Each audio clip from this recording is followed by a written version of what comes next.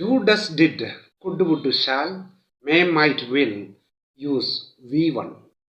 V1, V2, V3, present tense, past tense and past participle. Do, does, did, could, would, shall, may, might, will use V1.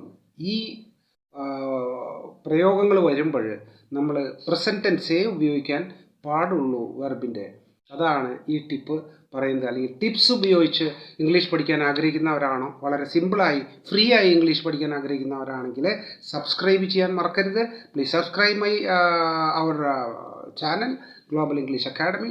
ഞങ്ങൾ പല videos അതിൽ upload ചെയ്തിട്ടുണ്ട്. ഇങ്ങനെ tips ഉപയോഗിച്ച് എങ്ങനെ English പഠിക്കാം ഈസിയായി എന്നുള്ള ക്ലാസ്സുകൾ അതിൽ അപ്ലോഡ് ചെയ്തിട്ടുണ്ട്.